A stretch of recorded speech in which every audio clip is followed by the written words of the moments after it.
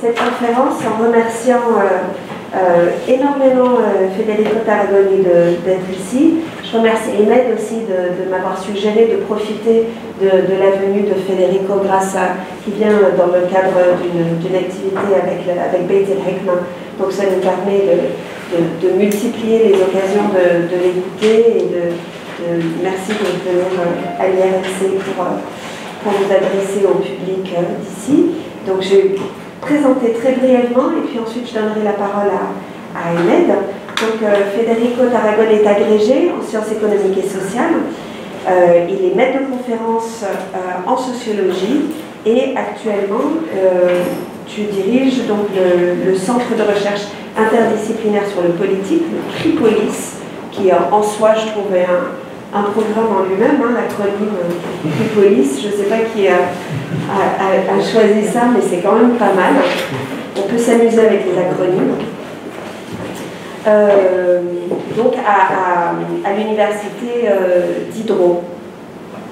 Il est spécialiste de sociologie politique et de théorie sociologique et a publié évidemment de nombreux articles dont je ne ferai pas la liste ici, mais quelques ouvrages. L'énigme révolutionnaire en 2015, Sociologie de l'individu en 2018 et plus récemment en 2019 à la découverte, L'esprit démocratique du populisme. Ces travaux ont été récompensés par plusieurs prix, dont celui du prix du jeune sociologue de l'AISLF. Donc voilà, l'AISLF dont il est membre. Autre particularité que je tiens à souligner, c'est qu'il a une habitude de compte-rendu.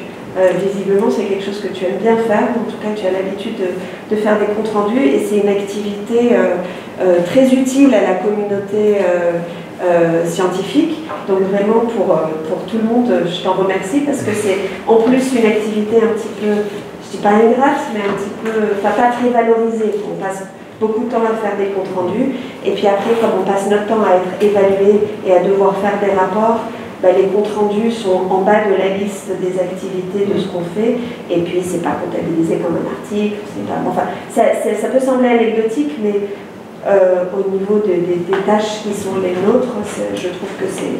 Voilà, j'avais envie de le souligner en tout cas. Non seulement il fait tout ça, non seulement il est directeur de centre, mais en plus il fait des comptes rendus. Donc voilà, merci beaucoup de ta présence, et Inès, je te laisse présenter. Introduire la conférence, non mais la conférence. Merci Katia, merci à Federico d'être venu ici à Tunis. Enfin, il était, comme vient de le dire Katia, il a été invité par le CNAM pour une conférence qui aura lieu demain avec Carrière de Marchou, qui est présent. La conférence aura lieu demain à 10h, voilà, je tiens à informer le public de ce point. Et je voulais dire que Federico, ça fait maintenant des années que je voulais l'inviter à Tunis. J'ai eu l'occasion à un moment donné de lire son livre sur la Révolution, et c'était quelque temps juste après la Révolution tunisienne, 4 années ou 5 années. Après, j'étais en vérité évaluateur de ton livre pour la FLF. Et j'ai eu l'occasion de le lire de manière très fructueuse, et j'étais réellement ravi en le lisant, et je crois que mon point de vue a pesé dans la décision d'accorder à l'époque le prix de la FLF pour qu'on appelle ça le prix du jeune sociologue à ce livre qui est L'énigme révolutionnaire.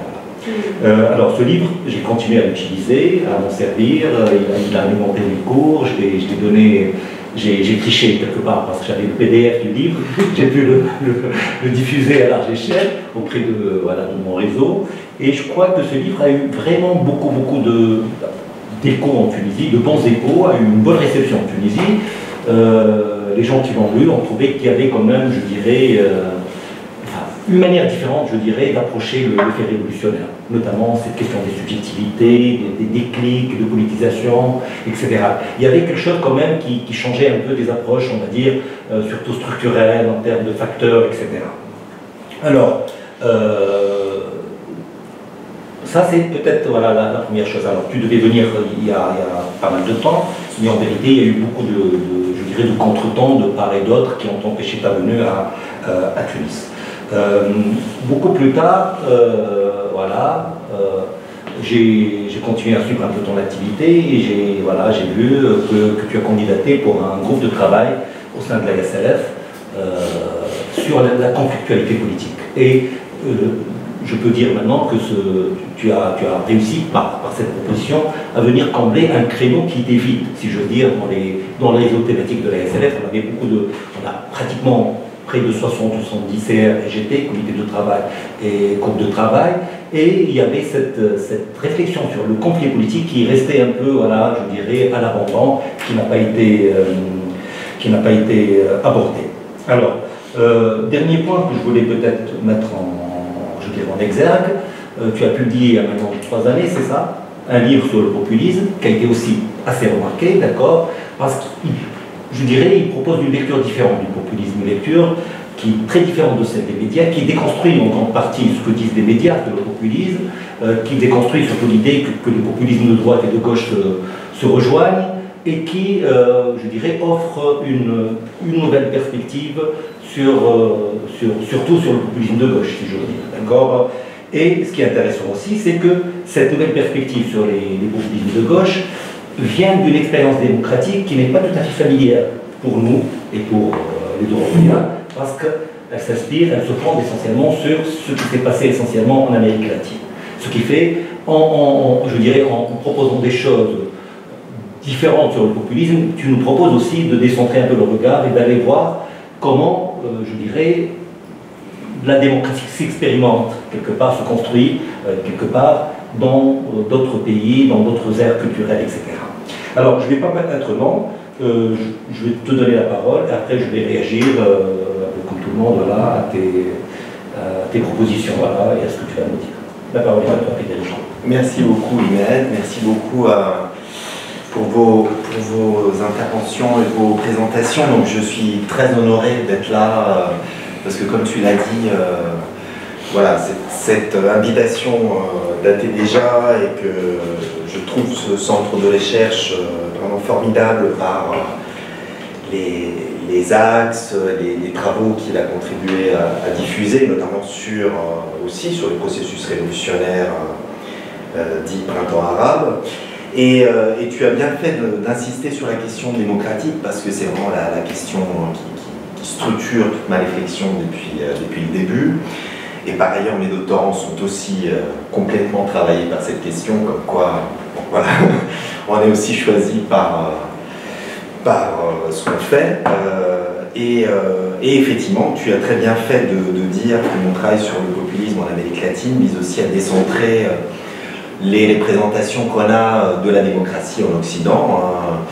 Donc voilà, l'idée que la seule forme possible de la démocratie serait la démocratie libérale, alors qu'en Amérique latine, on a vu les jours, depuis les années 1920-30, des formes différentes de démocratie que le populisme a pris en charge, a contribué à cristalliser politiquement, et qui ont été regardées comme ça pouvait être imaginable par la science politique, comme des formes bien sûr irrationnelles, dysfonctionnelles, incomplètes, inachevées de démocratie.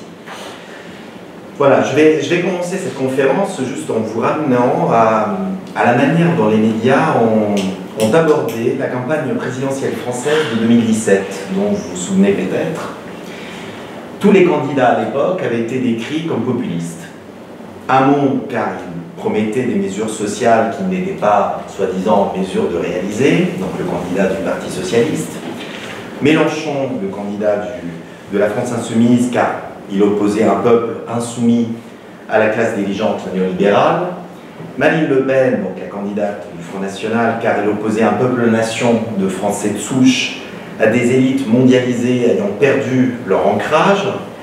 Le futur président Macron, car il opposait à l'époque le peuple de la société civile à un establishment politique sclérosé et oligarchique.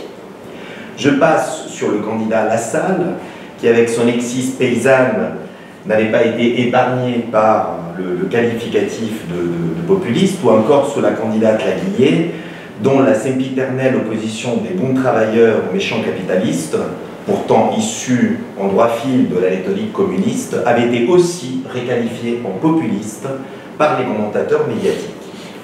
Une fièvre populiste s'était-elle emparée de la campagne présidentielle? En réalité, si ce concept peut s'appliquer à n'importe quelle position politique du moment où elle oppose le peuple aux élites, son gain heuristique est très très faible. Si tous les candidats à une campagne présidentielle peuvent être qualifiés de populistes pour des raisons idéologiquement différentes, mais fondamentalement pour la même raison, car il oppose le peuple aux élites, l'utilité du concept est nulle. Car dans les sciences sociales, mais c'est dans les sciences en général, l'utilité d'un concept se mesure à sa capacité à produire une connaissance spécifique sur la base d'un champ de phénomènes clairement identifié et comparable. Or, là est justement le problème du populisme. L'enjeu des études sur le populisme demeure encore aujourd'hui, mais c'est le cas depuis le début, de définir son objet. Et son objet ne fait pas consensus, le populisme lui-même. À tel point que certains chercheurs, là du laxisme auquel ils poussent, préfèrent cesser de l'employer. D'ailleurs, j'observe que depuis quelques années, les médias aussi l'emploient moins, au profit d'autres expressions, ultranationalisme, démagogie. Et pour raison. Effectivement, quand on regarde la littérature spécialisée, on a l'impression d'une très très grande confusion. Certains chercheurs, comme Ernesto Laclau ou Chantal Mouffe, théoriciens connus du populisme de gauche, pensent le populisme essentiellement à partir de la gauche, tout en l'appliquant à la droite radicale, ce qui est évidemment très embarrassant. D'autres, comme Quasimodo, théoricien hégémonique du populisme, font exactement l'inverse. Ils le pensent à partir de la droite, mais ils l'appliquent aussi à la gauche radicale. Le populisme est analysé par certains comme une idéologie très plastique, sans centre, pour suivre la définition de Quasimodo. D'autres le définissent comme un style rhétorique de persuasion de l'électorat, d'autres encore comme un mode de construction des identités politiques conflictuelles, c'est le cas de Laclau, d'autres enfin comme une stratégie démagogique de conquête du pouvoir. Là aussi, en fonction des exemples qu'on portera, un cadre explicatif pourrait être plus pertinent qu'un autre, rendant la controverse proprement indécidable. Autrement dit, si je travaille sur la gauche, je vais me servir davantage des théoriciens du populisme de gauche, si je travaille sur la droite, des théoriciens du populisme de droite. Si j'ai affaire à certaines situations politiques, je vais utiliser un cadre plutôt qu'un autre. Berlusconi, style populiste. Les indignés espagnols, mode populiste de construction des identités collectives. Erdogan, stratégie populiste de conquête du pouvoir. Vous voyez, les trois ensembles, idéologie populiste sans centre. Tout cela, évidemment, conduit à une très grande confusion. En dépit de leurs différences, c'est la raison de ma conférence aujourd'hui, toutes ces approches partagent toutefois une même catégorisation fondamentale de l'objet, dans laquelle le présent prime sur le passé. Toutes ces approches sont profondément présentistes. Elles nous parlent du populisme d'aujourd'hui, comme si le populisme était quelque chose d'aujourd'hui, comme s'il venait de nulle part. Au fond, on ne sait pas d'ailleurs d'où il vient. Toutes ces approches tendent à considérer surannées les manifestations fondatrices du populisme au XIXe et au XXe siècle et à se concentrer sur le populisme d'aujourd'hui en reprenant du coup à leur compte ce qui est défini comme tel, de manière souvent péjorative, par les médias et le champ politique. On trouve une parfaite illustration de cette démarche, présentiste donc, dans le dernier ouvrage d'un autre théoricien très hégémonique, qui a écrit un best-seller sur le populisme, qui s'appelle « Qu'est-ce que le populisme ? Définir enfin la menace », de ce titre quand même très explicite. Je vous cite un petit extrait de ce livre, qui est pour moi extrêmement symptomatique de la démarche présentiste. Un certain nombre de mouvements du passé, qui sont toujours présentés comme populistes, et il met des guillemets, ne l'étaient pas, pour l'essentiel, selon l'acception que je propose ici. Il faut donc d'abord nettoyer, le mot est quand même très fort, ça me fait penser au nettoyage ethnique. Il faut donc tout d'abord nettoyer le concept du populisme des significations qu'il a fréquemment revêtues dans l'histoire sociale. Une fois ce concept nettoyé des significations qu'il a pu revêtir dans le passé, Il apparaît que le populisme représente un danger spécifique, inhérent à la démocratie représentative moderne. Donc vous voyez quand même la prétention de ce théoricien qui dit le populisme, c'est ce que je vous dis qu'il est. Ensuite, que des mouvements populistes dans le passé se soient pensés populistes, se soient dits populistes, qui aient été qualifiés comme populistes par les historiens, j'en ai absolument rien à faire. Il faut nettoyer le concept de son histoire. Alors, une telle position ne pourrait se défendre avec n'importe quel autre concept des sciences sociales. Je vais dire une position volontairement anhistorique. Et avec une telle démarche, les sciences sociales sont devenues de plus en plus prisonnières de l'urgence d'une actualité toujours changeante, lue à travers les commentaires politiques et médiatiques. Ceux-ci ne visent pas toutefois, ces commentaires, à produire des classifications conceptuelles, mais plutôt à entretenir un débat public conflictuel.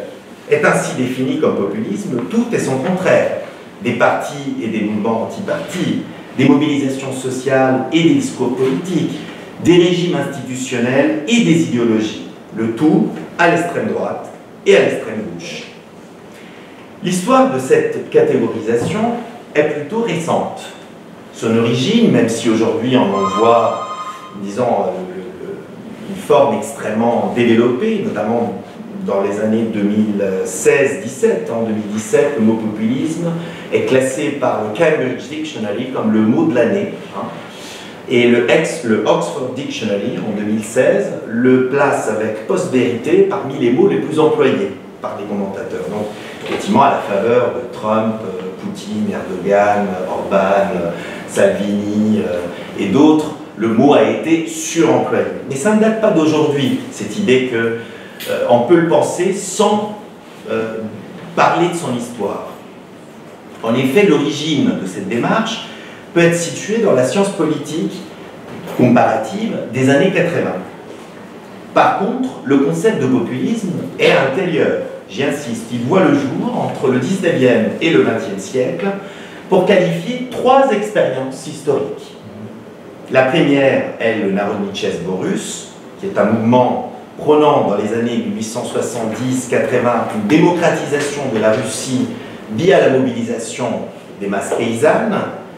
Le deuxième est le mouvement des fermiers ruinés du Midwest et du sud des États-Unis à la fin du 19e siècle, aboutissant à la création éphémère du People's Party, le premier parti populiste de l'histoire.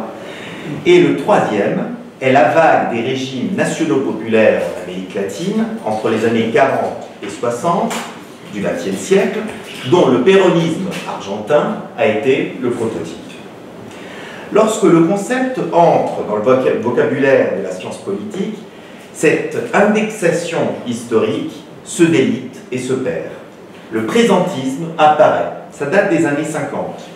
Quand Edward Shields, Seymour Lipset, le fondateur de la science politique aux États-Unis, Richard Hofstadter et Daniel Bell, grand sociologue des années 60, le reprennent dans les années 50 pour décrire la culture politique états-unienne, ils le redéfinissent de fond en comble par rapport à leur actualité, c'est-à-dire l'actualité de la chasse aux sorcières du sénateur McCarthy. Emporté par cette grande peur d'un sénateur qui évidemment a une rhétorique anti-intellectualiste, anticommuniste, anti-liberté finalement, ces intellectuels libéraux reviennent rétrospectivement sur le populisme de la fin du XIXe siècle en se disant si McCarthy est populiste comme le People's Party, alors les fermiers à l'origine devaient être bigots, racistes et conspirationnistes comme le public visé par le sénateur républicain. Même présentisme, une décennie après, lorsque le terme réapparaît dans l'ouvrage de Ionescu et Milner, ouvrage souvent cité dans tous les articles sur le populisme comme un ouvrage fondateur, pour désigner les pays du Sud en voie de décolonisation ou sur le chemin de la modernisation politique. Le populisme est ici considéré comme ce moment de transition entre tradition et modernité qui singularise la trajectoire des pays postcoloniaux, à la fois par rapport à la modernité démocratique de l'Ouest et par rapport à la modernité communiste de l'Est. Donc vous voyez, encore une fois, le même présentisme.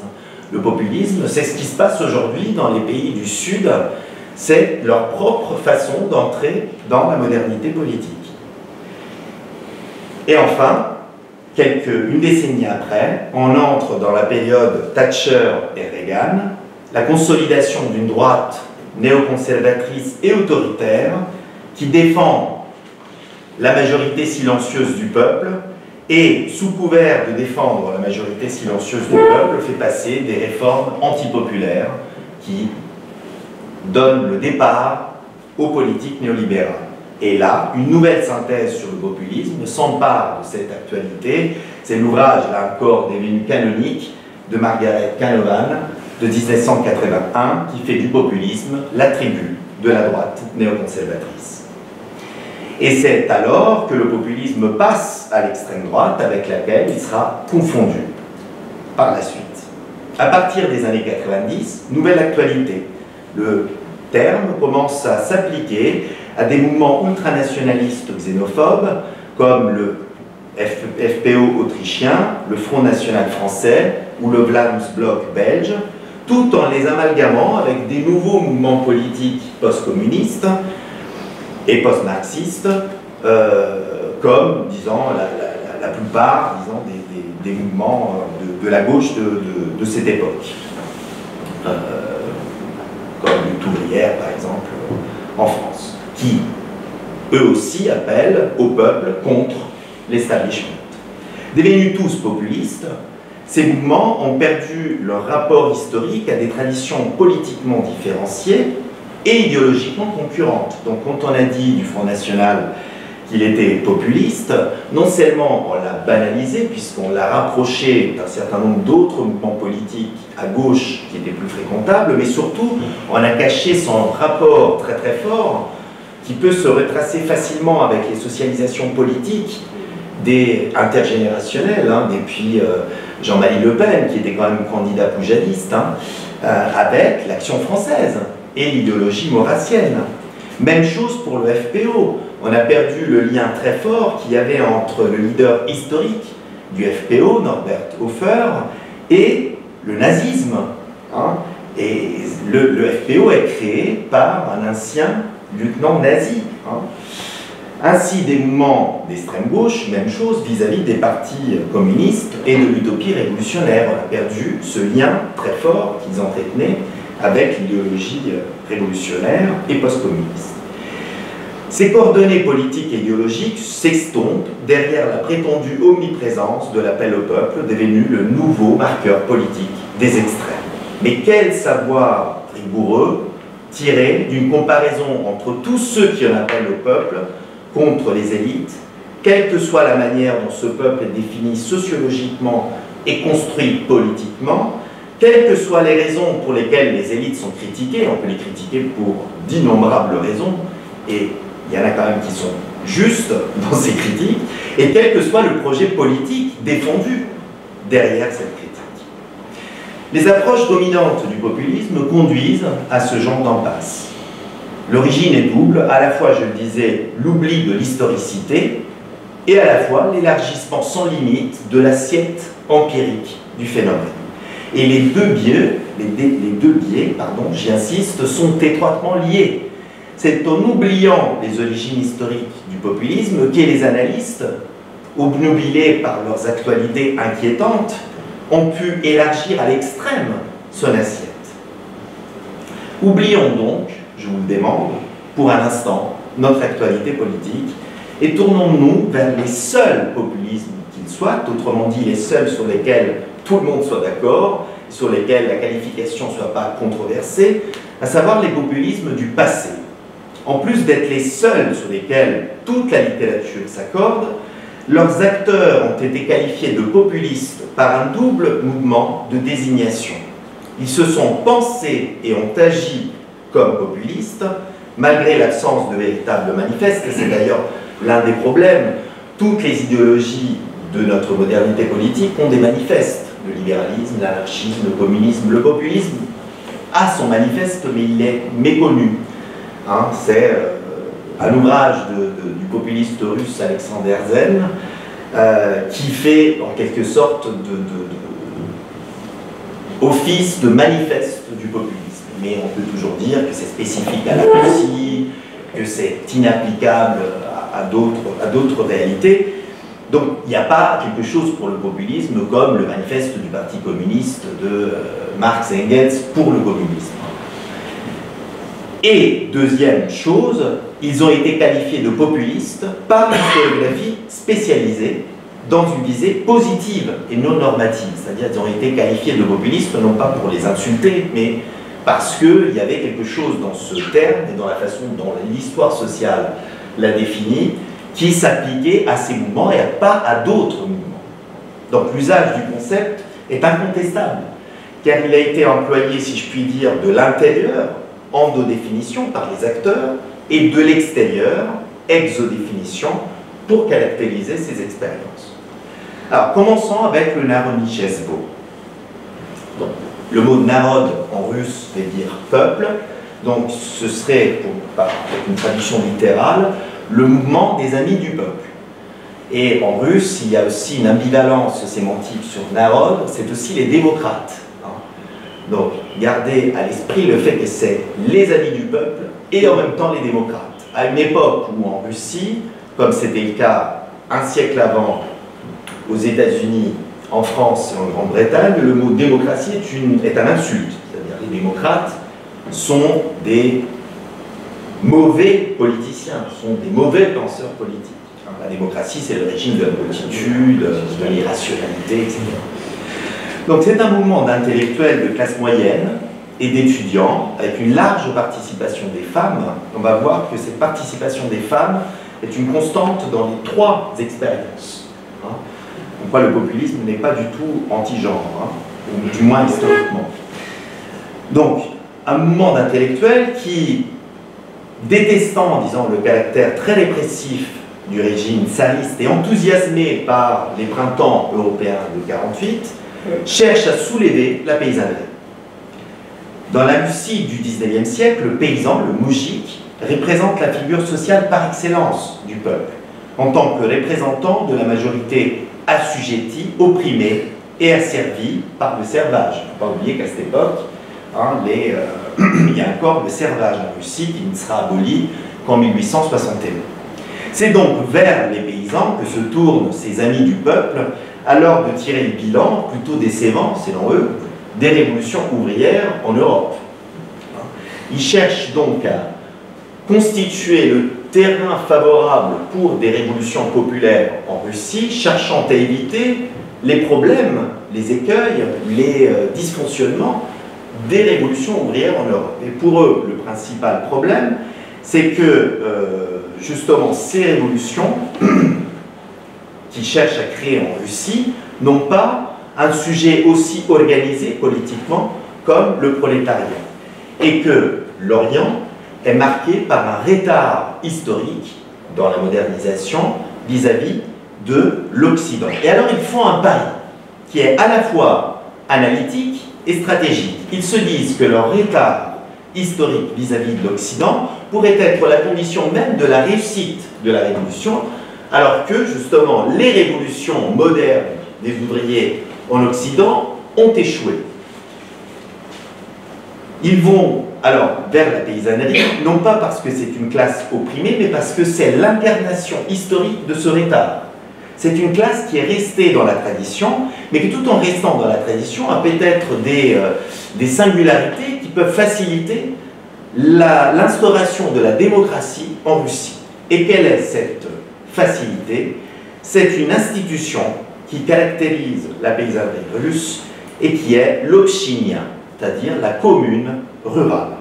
C'est une institution coutumière qui réglait ces communautés paysannes et qui fonctionnait comme une sorte d'assemblée rurale, une assemblée des paysans propriétaires, qui s'appelait le MIR. Donc les paysans avaient une sorte d'institution en Russie qui permettait d'exprimer leur pouvoir collectif, leur autonomie, leur souveraineté, à la fois en termes de territoire, mais aussi en termes de production. Et donc cela pouvait être une condition à la fois morale et politique pour instaurer la démocratie. Il s'agissait de généraliser cette institution, la commune, à tout le pays. Et en plus, la paysannerie russe avait un autre avantage, c'est qu'elle n'avait pas été contaminée, selon les populistes, par le capitalisme et par ses valeurs, donc l'égoïsme, du fait de la faible pénétration du capitalisme dans le pays. Et donc, ils vont voir les paysans en 1874 en essayant de les persuader de se mobiliser contre le tsar, car ils ont, selon eux, à la fois les vertus morales, cette solidarité qui caractérise la paysannerie, et à la fois les institutions politiques, sociales et politiques, la commune, pour créer la démocratie. Or, peu de chance, les paysans sont très croyants, sont très très fidèles à la religion orthodoxe. Le tsar représente et incarne la religion, et donc la première chose qu'ils vont faire, c'est qu'ils vont dénoncer ces intellectuels révolutionnaires à la police, et donc beaucoup se font exécuter dans l'immédiat, et donc une partie de ce mouvement, ce qui reste au fond de vivant de ce mouvement, va créer une organisation beaucoup plus insurrectionnaliste qui va être à l'origine de l'anarchisme russe. Et dans cette organisation, l'un des derniers à périr après l'assassinat réussi d'Alexandre II, ils arrivent quand même à assassiner le tsar en 1881, ne sera rien d'autre que le frère de Lénine. Et ce sera d'ailleurs la raison pour laquelle Lénine va constituer une idéologie bolchevique aussi en opposition à ce qu'avaient fait les populistes, qui selon lui avaient été à l'échec, puisqu'il n'avait pas pris la mesure justement de la pénétration du capitalisme en Russie. La deuxième expérience populiste est le mouvement des fermiers ruinés aux États-Unis, qui se constitue en partie en 1892. Donc ces protagonistes sont des agriculteurs endettés du Midwest et du Sud qui protestent contre la modernisation capitaliste de l'économie américaine. Donc, on est à peu près à la même époque, 10 ans après, passé le détroit de Bering, et vous avez des agriculteurs qui effectivement sont ruinés à cause de la pénétration massive d'un capitalisme monopoliste et financier aux États-Unis, qui crée une crise très importante, la Grande Dépression de 1873, qui intervient au même temps que l'entrée du pays dans l'étalon or, le gold standard. Alors, quand les États-Unis entrent dans le gold standard, le dollar s'apprécie considérablement. Et donc, ces agriculteurs voient leurs exportations menacées par cette appréciation du dollar, et ils se retrouvent à devoir, pour beaucoup d'entre eux, vendre leurs fermes. Et vous savez à quel point aux États-Unis, si vous avez lu Steinbeck ou toute la littérature de la Grande Dépression, et même si vous avez en tête la crise des subprimes de 2008, la valeur presque constitutionnelle que les Américains accordent à leur maison et pour des paysans à leur ferme. Et donc, lorsqu'ils se voient dans l'obligation de vendre leur ferme, eh bien, ils s'organisent en coopérative et ils mettent en place tout un tas d'institutions qui cherchent à distribuer la richesse. Donc, des circuits de prêt, de production, d'échange, mais aussi des dispositifs d'éducation populaire, d'accueil des agriculteurs noirs. Ce mouvement est très ouvert aussi en termes raciaux, à une époque où, il faut s'en souvenir, le Parti démocrate défend la ségrégation raciale, et donc il cherche aussi à s'allier avec les mouvements ouvriers de l'époque, qui sont ceux à l'origine d'ailleurs de la célébration du 1er mai. Donc ces mouvements qui sont rassemblés par les Knights of Labor, le principal syndicat américain, et ils se lient aussi aux premières militantes féministes qui luttent pour le droit de vote, le National American Women's Suffrage Association. Donc c'est un mouvement très hétéroclite, avec des paysans organisés avec, disons, une forme très autonome de production, de distribution, d'échange, très ouvert au mouvement ouvrier, et, disons, aux questions de genre, race, classe, dans la mesure où on peut à l'époque penser ces questions-là. Et il forme un parti en 1892 avec une liste de revendications très hétéroclite, qui moi me rappelle beaucoup la liste des démons du mouvement 5 étoiles en Italie. Et d'ailleurs, le caractère hétéroclite des revendications des partis populistes est une constante dans l'histoire. Donc il demande, juste pour vous en donner une petite partie, la socialisation de la monnaie, c'est-à-dire une politique monétaire qui ne soit pas indexée sur les intérêts des grands trusts industriels, comme les chemins de fer à cette époque, ou les télégraphes, ou la poste, ou sur les grands intérêts financiers de Wall Street, qui sont les seuls à profiter de l'appréciation du dollar. Donc il demande une politique monétaire liée aux activités productives du pays, c'est-à-dire à l'agriculture pour l'essentiel, la nationalisation des chemins de fer et de la poste, le vote à bulletin secret, qui n'existe toujours pas aux États-Unis, l'élection directe du Sénat, le droit d'initiative référendaire et la mise en place d'un impôt progressif qui n'interviendra que pendant la Première Guerre mondiale.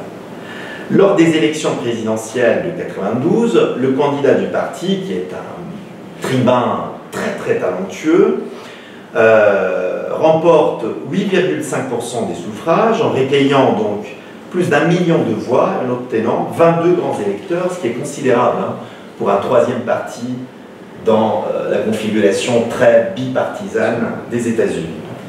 En 1896, le parti choisit de capitaliser cet exploit en s'alliant avec les démocrates, très mauvais choix, parce que non seulement les démocrates à l'époque défendent la ségrégation raciale, mais en plus, ils ont un candidat qui est aussi un peu, qui est un candidat très partisan, très inscrit dans les réseaux du Parti démocrate, un autre très grand tribun qui est, disons, resté connu dans l'histoire américaine par un discours prononcé en 1896 qui s'appelle le discours de la Croix d'Or, un discours où il dit « Vous ne crucifierez pas le sort des travailleurs sur une croix d'épines, vous ne crucifierez pas le sort des travailleurs sur une croix d'or », en référence évidemment à l'entrée dans le Gold Standard. L'échec du Parti démocrate emporte donc aussi le Parti populiste qui disparaît complètement des radars politiques, même si des études prosopographiques et électorales aux États-Unis ont pu montrer que par socialisation politique intergénérationnelle, on retrouve des thèmes du People's Party dans les députés et les sénateurs du Parti démocrate qui ont contribué à approuver le New Deal. Donc les principales lois du New Deal. Ça a été démontré par des historiens. C'est essentiellement dû à des parlementaires qui étaient très ancrés dans les circonscriptions, les communes et les régions dans lesquelles le People's Party avait fait des scores très importants en 1892. La troisième expérience historique est le populisme latino-américain. Donc là, il faut faire passer 50 ans, passer Panama, vous allez donc en Amérique du Sud, et vous avez effectivement en Amérique du Sud la consolidation institutionnelle du populisme, puisque c'est la seule fois dans l'histoire où le populisme est parvenu au pouvoir. Il arrive au pouvoir à la suite d'une autre grande crise, comme la crise de 1973 aux États-Unis, la crise de 29.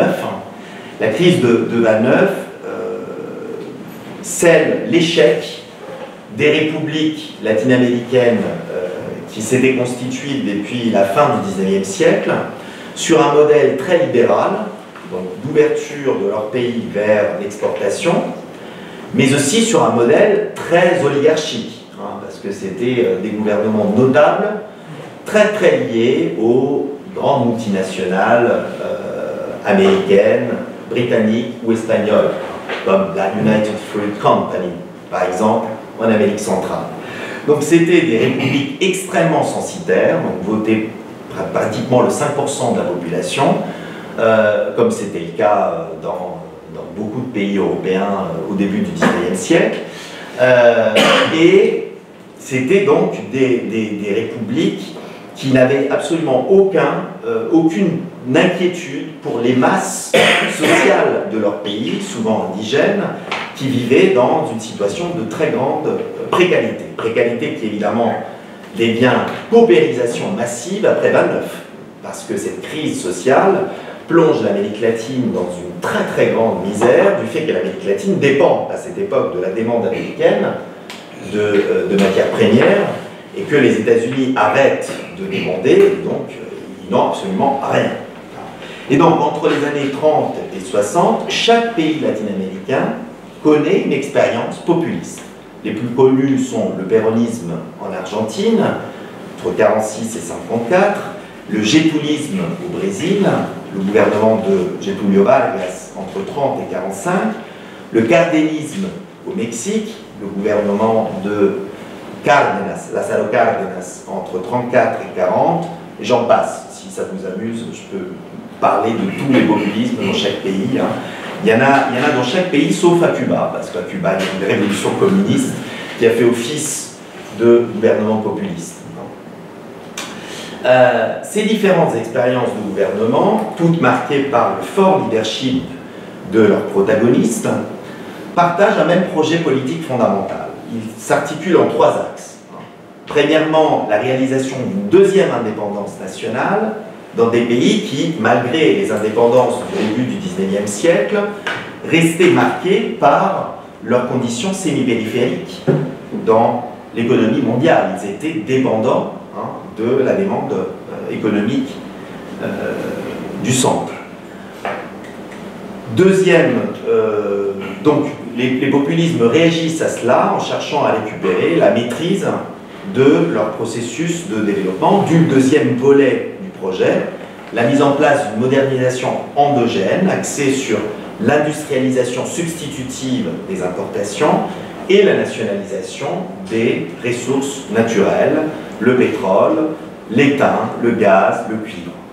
Donc ils mettent en place une industrialisation financée par cette nationalisation des ressources stratégiques visant à créer un marché national.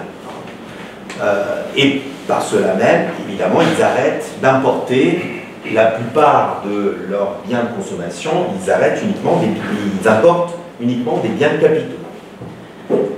Et troisième volet, cette modernisation devait permettre l'intégration des masses populaires. Donc l'intégration sociale et statutaire des travailleurs via un système de protection et de sécurité sociale, mais aussi de redistribution. Donc, les populismes en Amérique latine créent les États-providence, tels qu'on les connaît en Europe depuis la fin du XIXe siècle. Alors, évidemment, ces populismes ne sont pas exempts de contradictions. Premièrement, il y a des dynamiques démocratiques assez contradictoires. Pourquoi? Parce que ce projet de démocratisation de la vie politique nationale, qui s'applique à tout un tas de domaines, hein, ce sont les premiers partis, par exemple, à mettre en place le suffrage universel. Perón est élu pour la première fois avec le vote des femmes. Ce sont les premiers partis à mettre en place des codes électoraux visant à rendre le marché électoral transparent, parce que l'Amérique latine, depuis la fin du XIXe siècle, est quand même un pays où il y a beaucoup d'élections truquées, beaucoup de fraude électorale, beaucoup de coups d'État par les militaires. Ils mettent en place des dispositifs de démocratisation culturelle. Hein. Il n'y a qu'à voir toute la politique de valorisation des cultures populaires, y compris par le cinéma. Je parle encore du péronisme, mais ça se trouve dans d'autres cas. Et en même temps, ce grand projet est tellement maximaliste, au fond, il s'agit de fonder la démocratie la plus inclusive qu'on puisse imaginer, que ça donne des leviers d'intervention à l'État qui deviennent complètement antidémocratiques. C'est-à-dire que l'État est investi d'une telle tâche de démocratisation qu'il, évidemment, qui réduit de façon considérable les espaces de manifestation de la pluralité et du dissensus, et donc chasse aux opposants, chasse aux traîtres de la révolution, etc., mais aussi l'équilibre des pouvoirs. Hein. Alors là, on parlait tout à l'heure du cas tunisien. Voilà, l'équilibre des pouvoirs. Donc on a affaire évidemment à des interventions croissantes de l'exécutif sur le législatif et le judiciaire. Dans certains cas, la première dynamique démocratique, donc le projet, disons, démocratique ou utopique, l'emporte sur la réalisation institutionnelle, et donc on a effectivement des populismes très démocratiques comme le cardenisme mexicain, qui met en place la principale réforme agraire du pays en réalisant un article de la constitution du Mexique révolutionnaire qui n'avait jamais été réalisé, c'est-à-dire la concession des terres à la paysannerie indigène, et dans d'autres cas, on a affaire même à des régimes fascistes, comme le régime brésilien de Vargas, qui met en place l'Estado Novo, c'est-à-dire un État fasciste sur le modèle italien. Les deux dynamiques ne restent pas moins antinomiques, c'est-à-dire que rien ne présuppose que le populisme devienne antidémocratique. C'est vraiment un continuum de cas où cette contradiction donne des résultats différents. En tout cas, leur histoire s'arrête dans les années 70 avec l'arrivée au pouvoir des militaires qui vont les liquider en les jugeant bien évidemment trop communistes. Et donc Perón évidemment se fait liquider par un coup d'État militaire. C'est le cas de toutes ces expériences populistes se font liquider par... Et donc l'Amérique latine entre dans l'hiver des dictatures. Alors, il est impossible évidemment de comparer, d'ailleurs mon temps est limité, je vais essayer d'aller plus vite, mais de comparer ces trois expériences de façon rigoureuse. Si ça vous intéresse, c'est ce que je fais dans mon livre, avec une méthode très weberienne, hein, donc une sociologie historique comparative très inspirée de Weber, d'ailleurs ça se sent même dans le titre. Hein. À l'origine, j'avais proposé à l'éditeur l'éthique démocratique et l'esprit du populisme, qui aurait été encore plus explicite. Parce que voilà, je voulais vraiment appliquer la méthode de l'éthique protestante et l'esprit du capitalisme à l'analyse de cet objet. Je l'ai fait, hein, mais bon, on m'a coupé le titre, tant mieux. Donc, l'esprit démocratique du populisme. Pour l'instant, je me limiterai à insister sur leur plus petit commun dénominateur, qui est une certaine interprétation de la démocratie, qui fait primer son esprit utopique ou radical sur son esprit pragmatique ou procédural. Autrement dit, fonçons dans la démocratie, peu importe les façons institutionnelles dont on le fait. Le populisme surgit en réalité à la croisée d'une poussée contestataire qui revendique un retour aux racines de la démocratie, l'égalité sociale, la participation directe du peuple, la souveraineté du plus grand nombre, et d'une crise politique qui touche l'organisation procédurale du gouvernement. C'est-à-dire que vous avez affaire à des gouvernements qui se disent l'expression du peuple, mais qui, en effet, n'incluent pas le peuple, ne le font pas voter, ne lui donnent aucune visibilité. Et donc le populisme surgit dans ces moments de crise. La Macronie en France en est un exemple très symptomatique, très évident, en revendiquant, disons, un retour à la racine de la démocratie, donc participation, égalité, souveraineté du peuple. Et cette piste s'applique aux trois cas, hein, de façon assez évidente. Voici donc la définition du populisme qui se dégage de cette hypothèse. C'est une idéologie politique à part entière. D'ailleurs, dans mon livre, je la fais remonter au socialisme utopique du XIXe siècle, parce que c'est ce mouvement-là, ces intellectuels-là, qui ont été très influencés par les populistes russes. Je dirige une thèse en ce moment passionnante d'un étudiant qui cherche à montrer comment, avec l'analyse de la presse suisse des années 1870, s'est créée une véritable collaboration entre les socialistes révolutionnaires blanquistes français et les populistes russes en exil, hein, Bakounine, Kropotkin, etc. Et ils ont créé voilà, une idéologie synthétique. Donc c'est ça, le populisme, il vient de là, il vient de l'exil russe en Europe, et donc le populisme est l'origine de l'anarchisme, si vous voulez. Idéologiquement, c'est la matrice originaire de ce qui est devenu par la suite l'anarchisme. Donc c'est une idéologie politique à part entière, elle n'est pas floue, elle n'est pas sans centre, elle n'est pas plastique, c'est une idéologie qui a une solidité dans ces trois expériences, qui apparaît dans des contextes de crise démocratique et qui mobilise une plèbe socialement hétérogène contre une élite au pouvoir accusée de déposséder la démocratie. L'autre grande caractéristique sociologique du populisme, c'est la très grande hétérogénéité sociale des mobilisations qui le revendiquent. En Argentine, on a des mobilisations paysannes, ouvrières, urbaines, rurales, très articulées. Aux États-Unis, on a dit des paysans, des féministes, des ouvriers mobilisés. En Russie, on a des mouvements de femmes, des intellectuels, le mouvement estudiantin qui avait été réprimé par le parti tsariste. Lorsque les populismes parviennent au sommet de l'État, comme en Amérique latine, leurs contradictions ressortent avec force. D'un côté, des nouvelles politiques de démocratisation voient le jour, tant au niveau de l'architecture juridico-constitutionnelle des républiques, ils mettent en place des assemblées constituantes, ils votent des nouvelles constitutions, tant au niveau des différentes sphères de la société, le travail, l'inclusion sociale, les droits sociaux, la culture. De l'autre, les populistes tendent à occuper tout l'espace de l'État en limitant les contre-pouvoirs qui pourraient ralentir ou saboter ce projet de refondation démocratique très ambitieux en restreignant par conséquent l'espace d'expression du dissensus vis-à-vis de ce même projet. Cette définition de l'idéologie populiste permet non seulement de construire un concept qui est, à mon sens, plus opératoire que la façon dont on en parle en sciences politiques, mais aussi de le distinguer d'autres concepts avec lesquels on tend souvent à le confondre.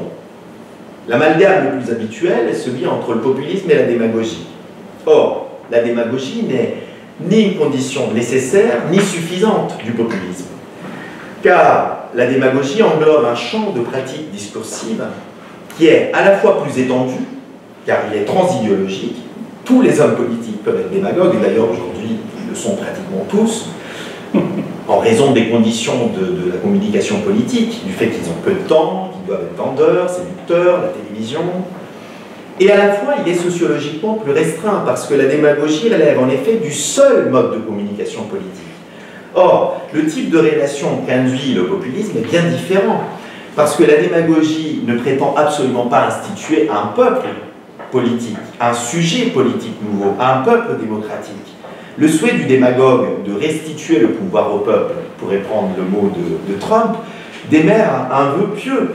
Lorsque personne ne s'en empare pour le réaliser dans l'arène politique, le champ est libre pour des instrumentalisations démagogiques de ce type. Le peuple du démagogue contemporain se confond d'ailleurs avec le sens commun, ou plutôt avec un sens commun particulier qui se voit universalisé. Tout le monde est censé penser ce que pense l'électorat visé par le démagogue. Cette pensée ayant d'ailleurs une légitimité supérieure à la vérité scientifique ou médiatique. Comme lorsque Trump disait tout le monde pense que, je ne sais pas, les pauvres ne travaillent pas, les hommes sont supérieurs aux femmes, etc. En fait, c'est pas tout le monde, c'est l'électorat qui vise. C'est ça la démagogie. La démagogie vise à construire une relation d'identification illusoire entre un homme politique millionnaire et des pauvres, et qui est fondée en fait sur un principe de déculpabilisation du langage. C'est-à-dire, lui, il dit des choses que j'aurais envie de dire, mais que je ne peux pas dire. Donc ce n'est pas du tout le populisme. Le populisme, au contraire, vise plutôt à inciter des sujets exclus à revendiquer des droits, c'est-à-dire à se constituer en peuple démocratique. Le démagogue parle pour un peuple qui doit s'absenter de la politique. Le populisme pour un peuple qui doit se rendre présent pour refonder la démocratie. Alors, la seule fois où le peuple de Trump s'est rendu présent, c'était quand même l'attaque du Capitole, et c'est pas tout à fait pour refonder la démocratie, vous en conviendrez. Et autre distinction qui me paraît importante, c'est celle entre le populisme et d'autres politiques du peuple, comme le fascisme, le socialisme et le nationalisme. Alors, le fascisme, la plupart des analystes s'accordent aujourd'hui pour reconnaître que si le populisme est un phénomène issu de la modernité démocratique, je disais le socialisme utopique et les populistes russes, le fascisme constitue une remise en cause radicale et une idéologie de sortie de la démocratie. Là où le populisme cherche à transformer les démocraties, y compris avec des effets qui peuvent être contre-productifs, hein, le fascisme ne conçoit sa réalisation qu'une fois l'état de droit et la démocratie éradiqués. Hein. Donc c'est bien différent. Hein. Le fait qu'on ait des dictatures, c'est pas juste, disons, un effet de la façon dont on mène un projet de démocratisation, de façon effectivement antilibérale, c'est plutôt le projet initial. Il faut éradiquer la démocratie.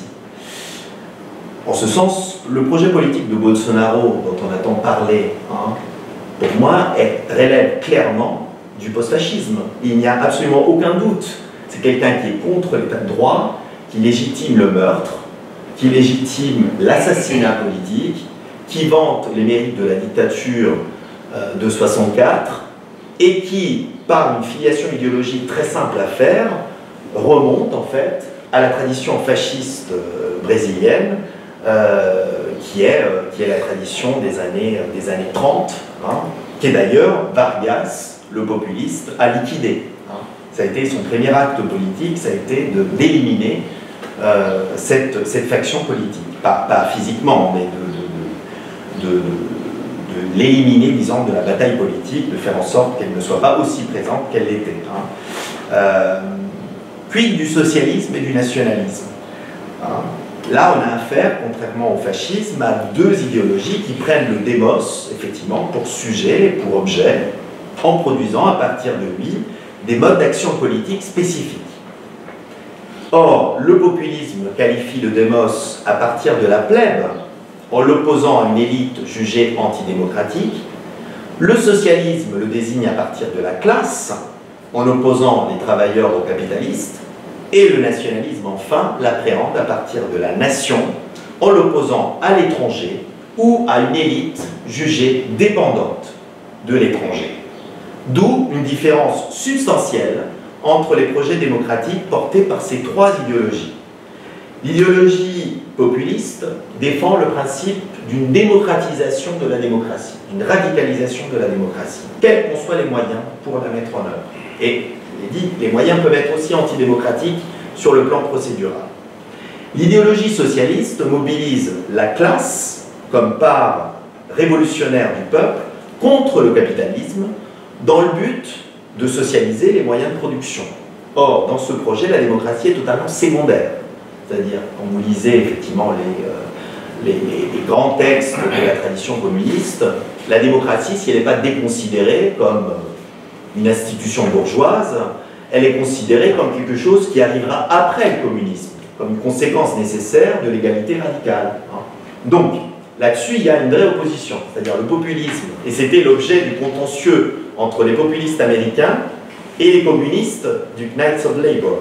Les populistes disaient, vous n'êtes pas suffisamment démocrate, vous pensez qu'au capitalisme, et les communistes des Knights of Labor disaient, mais en fait, vous ignorez complètement la réalité du capitalisme, et ce que vous cherchez à faire, c'est une sorte de réforme démocratique d'un système qui tourne mal. Ce que vous voulez, c'est l'égalité du droit à la consommation.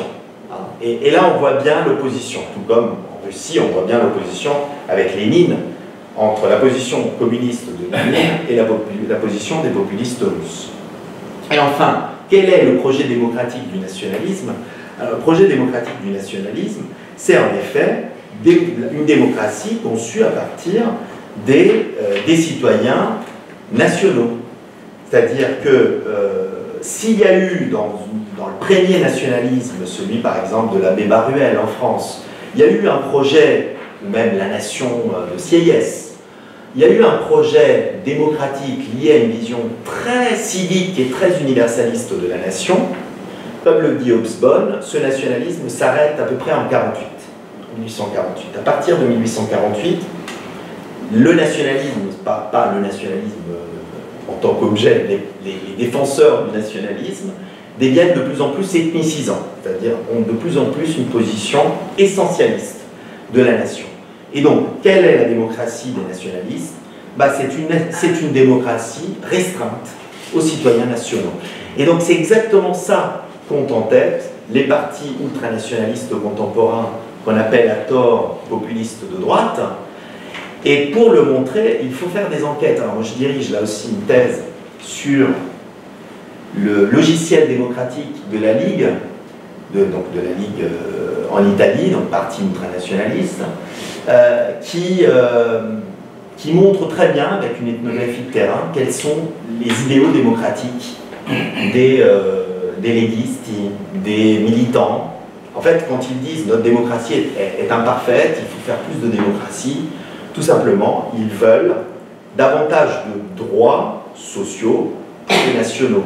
C'est-à-dire que ce qu'ils font, c'est essentiellement montrer que la démocratie est réservée à une certaine population nationale et qu'il faut en exclure tout un tas de boucs émissaires, qui sont bien sûr des boucs émissaires raciaux et ethniques, les immigrés, les sans-papiers, les étrangers, mais aussi des boucs émissaires culturels, toutes les minorités LGBT.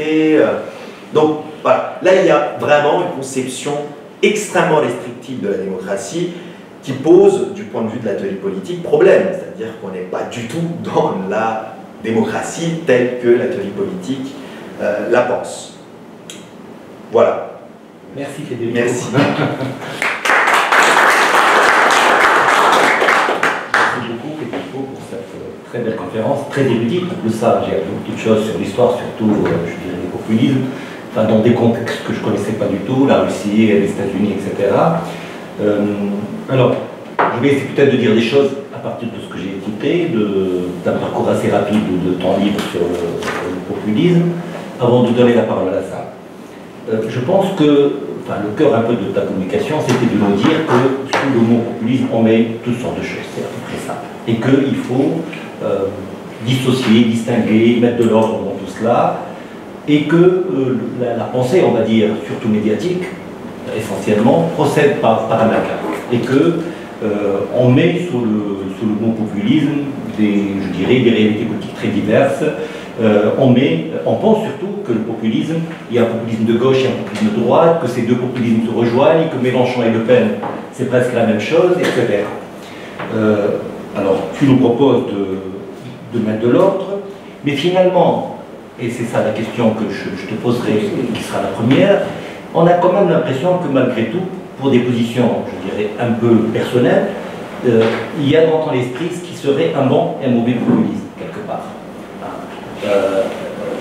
Je ne sais pas qu'est-ce que tu penses de cela. Est-ce qu'il y a réellement dans ton esprit cette idée que voilà, le peuple pourrait être convoqué, je dirais, tantôt pour aller beaucoup plus loin, je dirais, dans la démocratie, tantôt pour aller, au contraire, en reculant et pour revenir à des je dirais, des formes de résistance vis-à-vis d'étrangers, vis-à-vis de toutes sortes de résistances.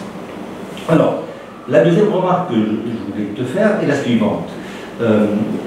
Toi, dans ta démarche, parce que tu n'as pas dit ça de manière très explicite, mais tu l'as souligné, tu nous as dit que, voilà, face, je dirais, à une conception un peu amalgamante, consensuelle du populisme, tu procèdes de manière weberienne, historique, et surtout, tu utilises un peu, enfin, et ça tu le dis de manière plus claire, le concept d'idéatique chez Weber, d'accord, qui te permet de dégager, si j'ose dire, l'ossature, d'une certaine manière, les traits fixes, les thèmes récurrents qui reviennent dans la pensée populiste. Alors, ma question est la suivante. S'il est facile, je dirais, de se débarrasser ou de balayer d'un revers de main, je dirais, la vision populiste des médias, je crois qu'il y a quand même des penseurs qui pensent le populisme de manière qui est différente de la tienne, mais qui sont un peu dans la même démarche. Par exemple, Rosan Vallon, il fait la même chose. Rosan Vallon, il dégage les chaînes de la pensée populiste, il dit qu'il y a 3 ou 4 idées qui reviennent dans la pensée populiste. Il y a par exemple l'idée du national-protectionnisme, il y a cette idée de leadership dans laquelle le peuple et une personne pourraient se confondre, et une personne pourrait parler au nom du peuple. Il y a cette idée de démocratie directe, immédiate, de démocratie polarisée, le peuple et les méchants, quelque part, d'accord? Je crois que, autant il est facile, je dirais, de se débarrasser ou de mettre de l'ordre dans les acceptions un peu médiatiques du populisme, autant il est difficile de dialoguer avec une pensée aussi forte que celle de Rodin Ballon. Et il est difficile de se débarrasser de Rodin Ballon. Voilà, ou de se débarrasser de Rodin Ballon. Exactement. Alors, ça c'est la deuxième remarque. La troisième est la suivante. C'est une question plutôt. D'après ce que tu viens de dire, surtout sur l'Amérique latine, j'ai l'impression quand même que tu touches un point très important, qui est le suivant. Le populisme, même s'il représente une sorte de poussée démocratique, même s'il a un potentiel démocratique, même s'il constitue une réponse à la crise de la démocratie procédurale aujourd'hui, tu dis, je dirais de manière un peu détournée, que la dérive autoritaire est toujours là, qu'elle est toujours présente, et qu'à la limite, tu ne le dis pas comme ça, mais presque tu le dis, à la limite, les populistes ont intérêt à les garder toujours dans l'opposition. Et ils arrivent au pouvoir, voilà, on voit dans quelle dérive on peut aller. Et que d'une manière ou d'une autre, Maduro, d'accord, n'est qu'une, je dirais, une succession normale de Chavez. À la limite, Chavez a pu tirer son épingle du jeu, d'accord, s'en est sorti parce qu'il est mort très tôt, à la limite, d'accord, mais que s'il avait vécu beaucoup plus longtemps, et celui qui lui a succédé, voilà, on a vu ce qu'il a fait du populisme de son prédécesseur et de son inspirateur. Ce qui fait, ma question est la suivante, ne penses-tu pas que, d'une manière ou d'une autre, le populisme porte, je dirais, le germe, de manière congénitale, d'une forme d'autoritarisme, rien que à travers l'idée que... Il le dit dans le livre. Oui, que l'idée, oui, mais j'aimerais bien qu'il l'explicite aussi pour le public, que par cette idée peut-être d'une rencontre un peu potentielle entre un chef charismatique et un peuple élu. Voilà. Ça pose déjà beaucoup de problèmes. Alors, dernière remarque, et j'aimerais bien que tu nous parles de ça, parce que c'est un point que tu n'as pas du tout évoqué dans ta présentation, c'est la place de l'émotion, quelque part. Le populisme fait appel aux affects de manière considérable, d'accord. Et moi, d'ailleurs, j'ai l'impression que, en t'écoutant, j'ai eu l'impression, comme si on revenait aux années 60, à l'opposition entre Arendt et Sartre. Quelqu'un qui porte de l'espoir, qui nous dit allez-y, d'accord, mais qui peut-être nous propose quelque chose de flou, mais qui nous dessine un horizon. Et de l'autre côté, Arendt qui nous dit soyez, d'accord, faites attention à la passion, soyez raisonnable, d'accord.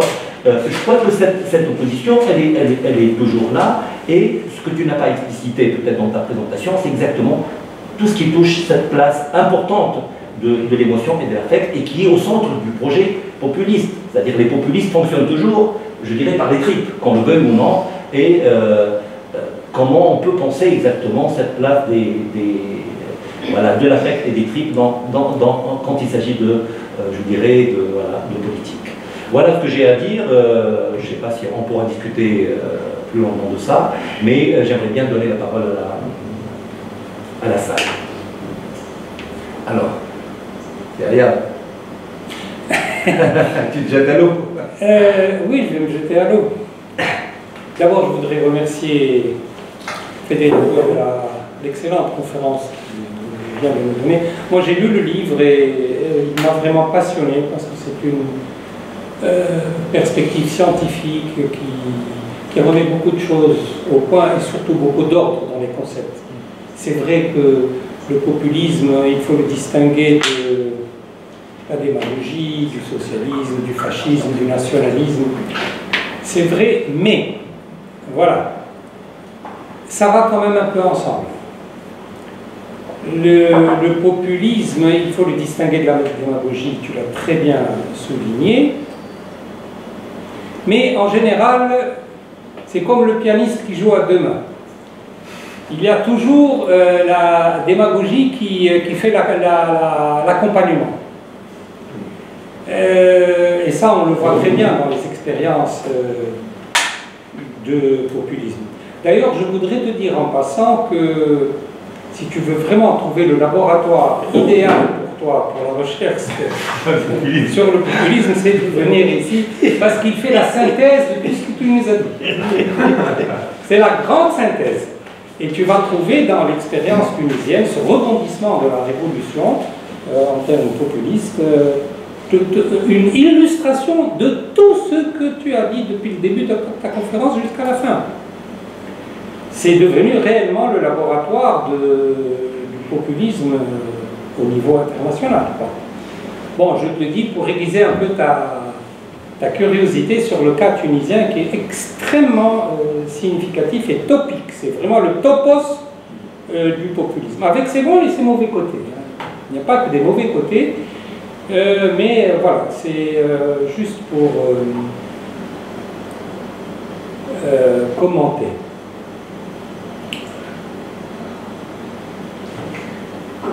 Donc voilà, il y a le problème de... Il faut distinguer, mais ça va ensemble quand même. Et sur la Tunisie, la troisième chose que je voudrais dire, c'est un peu pour compléter ce qu'a dit Rimel, au sujet de l'autoritarisme, de la dérive autoritaire, de tous les populismes. Ça, je pense que tu l'as explicité dans ton livre, parce que j'ai très bien lu ton livre, je l'ai souligné, je l'ai suivi de bout à bout. Et je trouve que cet aspect, justement, c'est un petit peu le point commun de tous les populismes qui versent dans l'autoritarisme, et c'est pour ça que ça se termine toujours mal. Voilà ce que merci. Merci beaucoup. Katia. Non, j'allais simplement dire qu'on voit quand même que c'est très difficile de se départir de l'actualité. Parce qu'effectivement, on t'écoute et on pense à ce qui se passe ici, on pense soit ici maintenant, soit en France maintenant, soit aux États-Unis sous Trump. Enfin, l'actualité nous rattrape constamment. Voilà, c'était juste une aparté. Tu as réagi après votre débat? Non, mais c'est... Moi, c'est sur le dernier point évoqué par Rimel, sur l'affect. Vraiment sur la question de l'émotion, sur l'opposition entre peuple et élite. Je parle, c'est vraiment le terrain tunisien. Peut-être que c'est une dimension sur laquelle, je n'ai pas encore lu votre livre, mais probablement que si vous observiez de plus près, vous verriez justement cette dimension affect-émotion à travers l'opposition élite-peuple, mais aussi à travers le rejet. C'est une idéologie, peut-être que vous ne l'avez pas assez dit, et probablement que c'est pour cela que ça aboutit à des dérives autoritaires, parce que c'est quand même une idéologie qui n'est pas du tout dans l'inclusion, elle est dans l'exclusion. Cette opposition entre élite, peuple, entre les bons et les mauvais, les voleurs, chez nous c'est les voleurs, hein, tous ceux qui ont de l'argent c'est des voleurs, et le pauvre peuple et les corrompus, ils n'en ont pas. Vous avez comme ça des catégories, des couples de catégories qui fonctionnent de manière simplificatrice. C'est pour ça d'ailleurs que vous avez raison de parler de démagogie, ça se rejoint sur la question de la démagogie. Bon, bref, il y a quand même... ma question, là, si vous voulez, c'est un peu un complément, je rebondis un peu sur la question de l'affect, et sur ce fonctionnement de manière duale, à opposer un couple de concepts, peuple-élite, les bons, les mauvais, les voleurs, les pas voleurs, ceux qui ont collaboré avec l'ancien régime et ceux qui n'ont pas collaboré, enfin bon, bref. Ma question, c'est plutôt... Donc moi, j'adhère à l'idée que, pour toutes ces raisons, il est assez normal, sans vouloir être essentialiste, d'aboutir, en fin de compte, à des formes d'autoritarisme. Parce que, armé de ces concepts et de cette démarche, c'est un peu dans l'ordre des choses d'aboutir à un régime qui, à force de vouloir... Il y a peut-être un autre aspect qui m'interpelle, c'est dans cette idéologie, c'est de vouloir être un peu dans les... Je mets ça entre plusieurs guillemets, dans l'épuration. On cherche à épurer, hein, parce qu'il y a les mauvais, donc on voudrait s'en nettoyer, le nettoyage. Hein, c'est important ça. Et ça peut aller justement dans des pays pas autoritaires pour le coup, mais fascistes. On est tout à fait dans le... Donc ma question, pour revenir un peu, et je termine sur ça, c'est en fin de compte, vous êtes parti d'un point de vue très intéressant, en retraçant l'histoire du concept. Et c'est tout à fait la démarche féminine. Et donc, du coup, vous mettez de la rigueur dans cette affaire, parce que sinon, ça parle dans tous les sens. Ce faisant, vous nous dites qu'il y a des expériences qui jalonnent un peu l'histoire du populisme. Mais alors, ma question, c'est qu'en est-il maintenant des populismes? S'il fallait appliquer ce concept actuellement,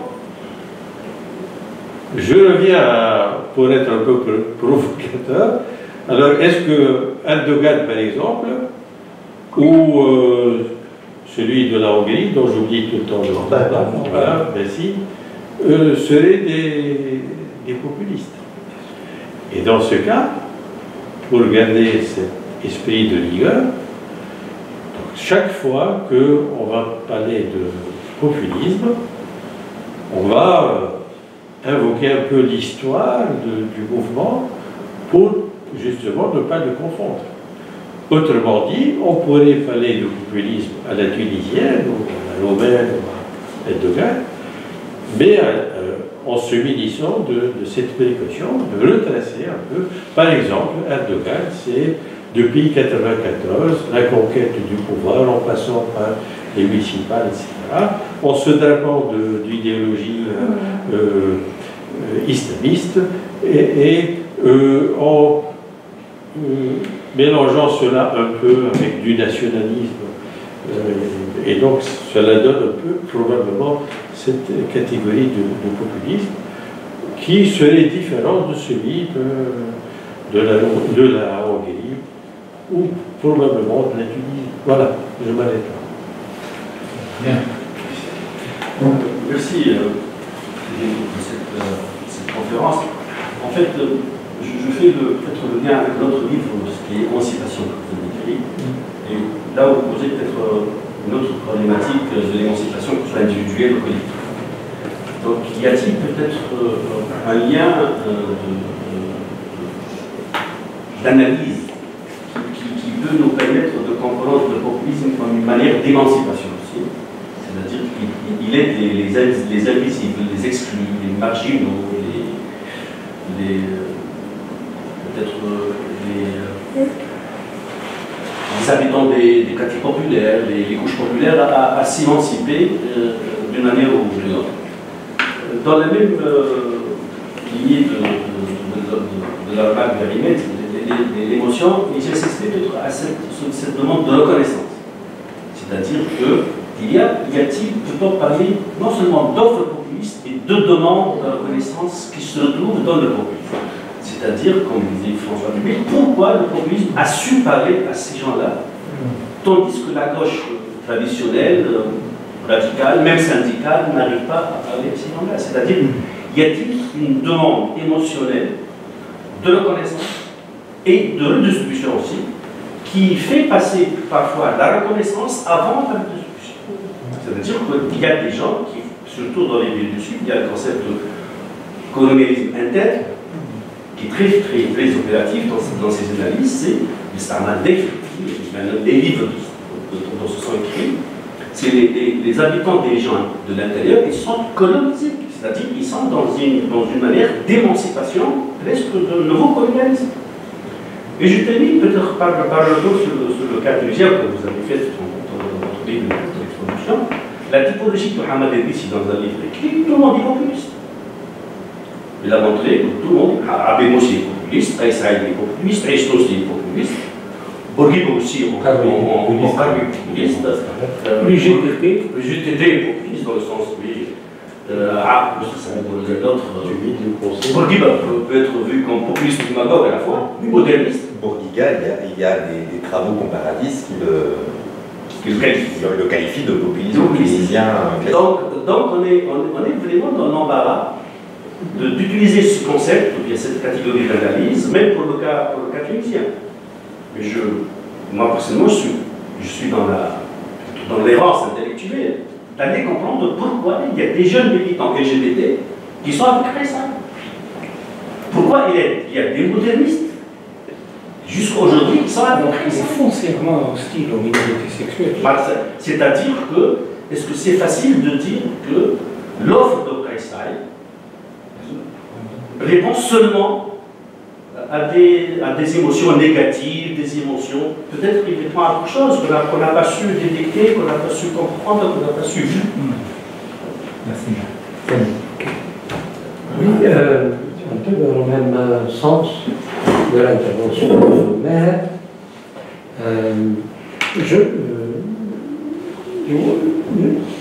Est-ce qu'il est possible, selon vous,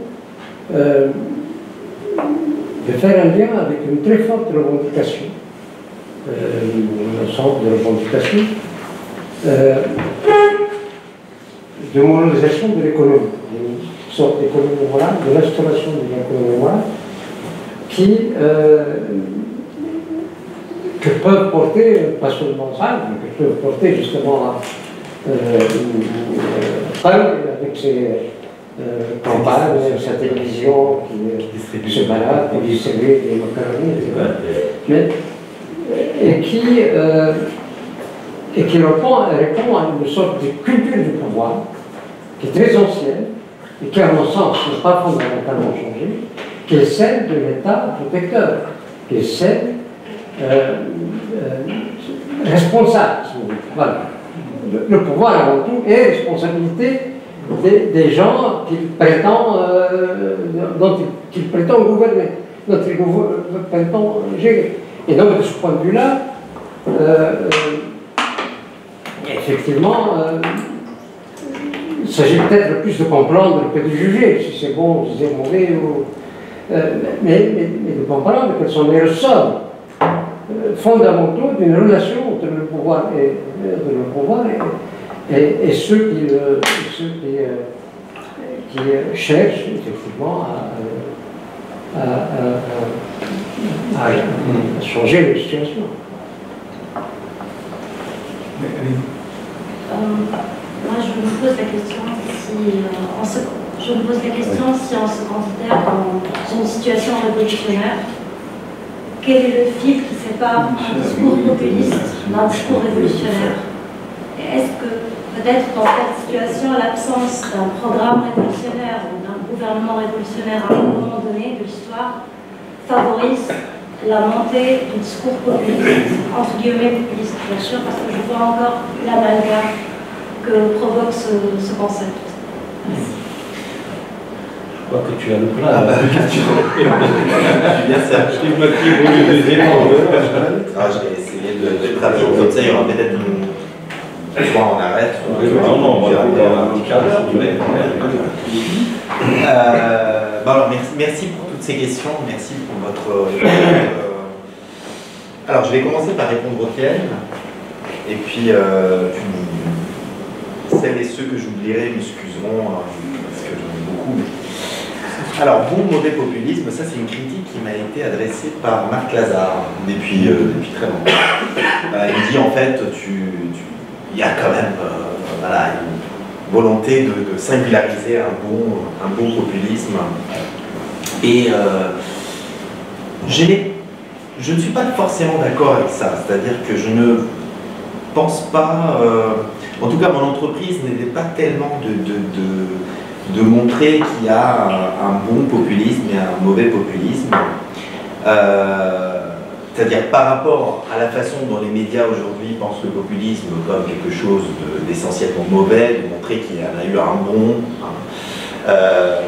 par le passé, parce que effectivement ce côté bon, autant pour la Russie et les États-Unis est clair, c'est-à-dire que mais ils étaient d'autant plus inoffensifs qu'ils ne sont pas allés au pouvoir, autant pour le côté latino-américain il est moins, c'est-à-dire que en Amérique latine, comme je l'ai dit à plusieurs reprises, le populisme au pouvoir, dans les premières années, a mis en place des constitutions, des assemblées constituantes, des dispositifs de démocratisation très, très importants, tout en s'agrippant au pouvoir par la suite, quoi. Donc il y a eu quand même un effet d'usure des États populistes,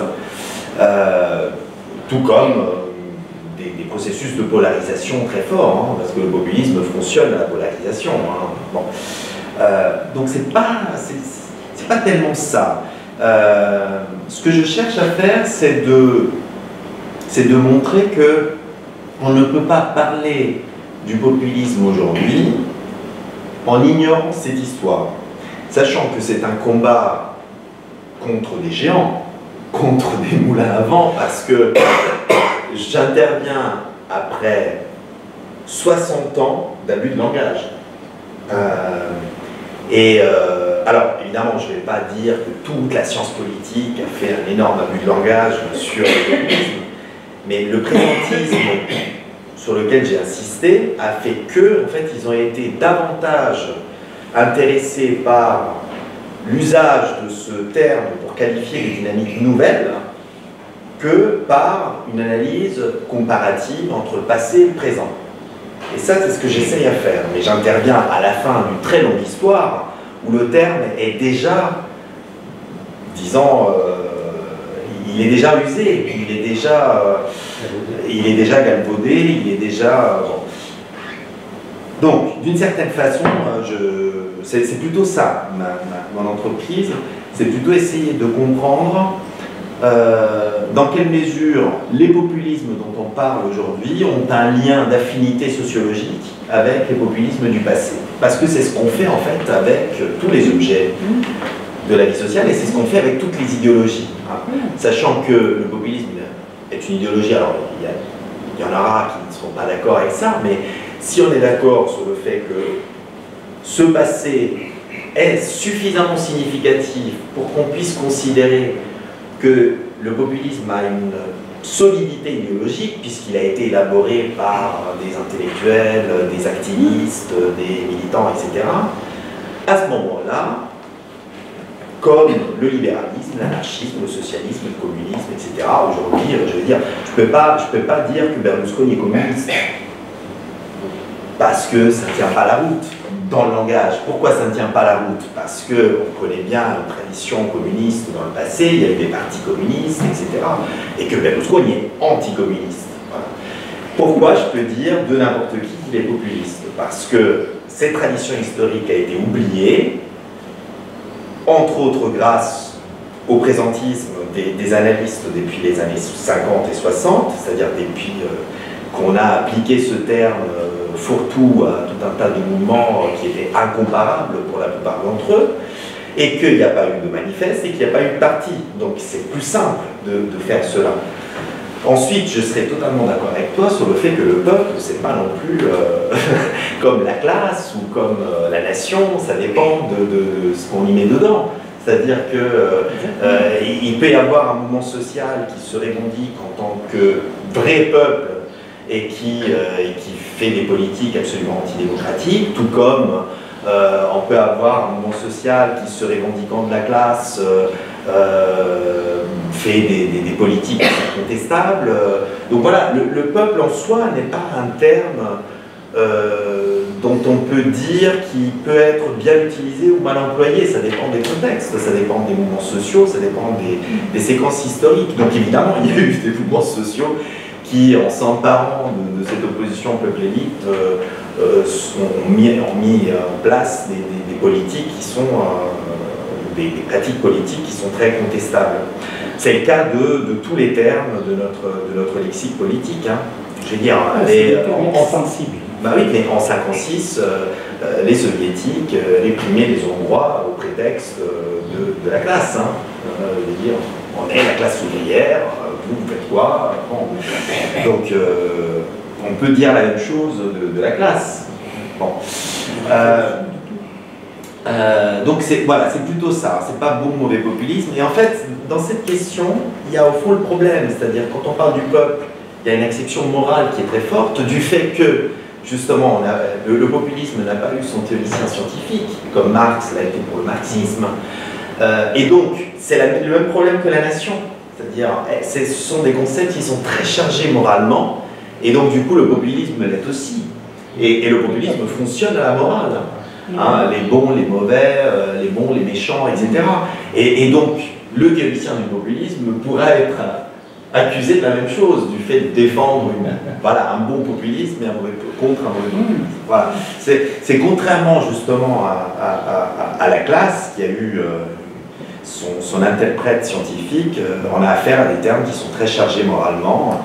Mais c'était le cas aussi de la classe avant que vienne Marx, hein, ce que décrit Thomson dans la formation de la classe ouvrière. La classe, c'était quelque chose de très moral pour les ouvriers britanniques de la fin du XVIIIe et du début du XIXe. Bon. Alors, Rosin Vallon, ou plutôt, comment cette réhabilitation de la pensée populiste, ça je te le concède, cette réhabilitation de la pensée populiste, comment elle s'articule avec une pluralité d'approches. Là aussi, c'est comme les sciences sociales en général. Je ne défends pas l'idée que mon approche soit la bonne et que les autres soient dans l'erreur. Je défends plutôt des principes de méthode qui me semblent s'appliquer à tous les objets et qui ne sont pas suivis par mes collègues. Et donc c'est plutôt ça, c'est plutôt une rigueur méthodologique qui s'est perdue du fait que l'objet est devenu de domaine commun, que tout le monde en parle, et donc que la parole scientifique vaut autant que la parole médiatique ou la parole politique. Et donc, évidemment, bienvenue la pluralité des approches, bienvenue une pluralité d'interprétation du populisme, malvenue par contre le débat qui se base sur des méthodes qui ne soient pas les mêmes, qui soient sur des principes méthodologiques qui ne soient pas consensuels. Là, c'est intéressant parce que je publierai un article qui va sortir le mois prochain sur justement la façon dont la controverse sur le populisme est structurée aujourd'hui. L'article va sortir dans la revue Raison politique et qui pose le constat de la polarisation du débat. C'est-à-dire aujourd'hui, sur le populisme, il y a une vraie polarisation entre des chercheurs qui défendent le populisme dans la veine de Laclos et Mouffe, et d'autres, très majoritaires, qui mettent en avant l'idée que voilà, c'est quelque chose, c'est un danger, etc., c'est une menace. Bon, en fait, le problème là-dedans, c'est qu'il se base sur des phénomènes différents. Donc, et comme à chaque fois que je vais dans un colloque sur le populisme, et on me dit, en fait, on ne parle pas de la même chose. Moi, je te parle de l'extrême droite autrichienne. Je dis, bah oui, mais si on ne parle pas de la même chose, est-ce qu'on peut utiliser le même concept pour parler de deux choses aussi différentes? Donc ça, c'est le problème. Et donc, c'est inévitable.